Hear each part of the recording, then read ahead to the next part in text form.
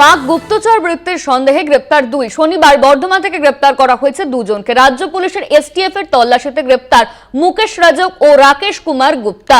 গ্রেপ্তার করা হয়েছে তাদের। ইতিমধ্যেই সেই খবর সামনে এসেছে, দুজনকে গ্রেপ্তার করা হয়েছে। পাক গুপ্তচর বৃত্তির সন্দেহে গ্রেপ্তার দুই। এই নিয়ে আমরা বিস্তারিত জানবো। আমাদের সঙ্গে ফোন লাইনে রয়েছেন আমাদের প্রতিনিধি রিয়া মাঝি। রিয়া, পাক গুপ্তচর বৃত্তির সন্দেহে গ্রেপ্তার করা হয়েছে দুজনকে, কি আপডেট রয়েছে? রাখবো যে পাক গুপ্তচর বৃত্তিতে এর আগেও আমরা দেখেছি জ্যোতি মালহোত্রা সহ একাধিক জনকে গ্রেপ্তার করা হয়েছে। মূলত এই পেহেলগাম ঘটনার পর থেকে কিন্তু আইবি থেকে আরম্ভ করে বিভিন্ন স্টেট আইবি এবং এসটিএফ সহ একাধিক এজেন্সিকে কিন্তু বলা হয়েছে, এই নির্দেশ দেওয়া হয়েছে যে যাতে কোথাও যদি এই ধরনের কাউকে সন্দেহ হয় সেক্ষেত্রে তাকে গ্রেপ্তার করার জন্য।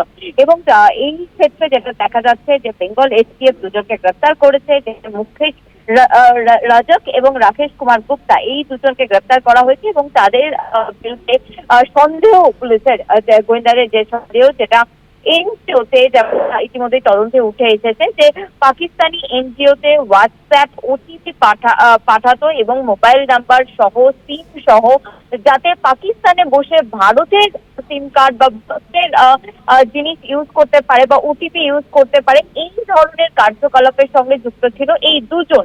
মূলত তারা এই সাপ্লাই করতো সিম কার্ড থেকে আরম্ভ করে, যাতে পাকিস্তানে বসে ভারতের জিনিস ইউজ করতে পারে এবং যাতে কোনো তারা যখন এই ধরনের তারা এই দোষ করবে তাতে যাতে পাকিস্তান বসে এই ধরনের দোষ করে যাতে ভারতের ওপরে দায় চাপাতে পারে, সেই কারণের জন্যই কিন্তু মূলত পাকিস্তানে এই ধরনের জিনিস করা হতো এবং সেটা সাপ্লাই করা হতো ভারত থেকে, এবং সেরকমই দুজনকে গ্রেপ্তার করেছে বেঙ্গল এসটিএফ। ধন্যবাদ তোমার রিয়া। আমাদের সঙ্গে ফোন লাইনে ছিলেন আমাদের প্রতিনিধি রিয়া মাঝি।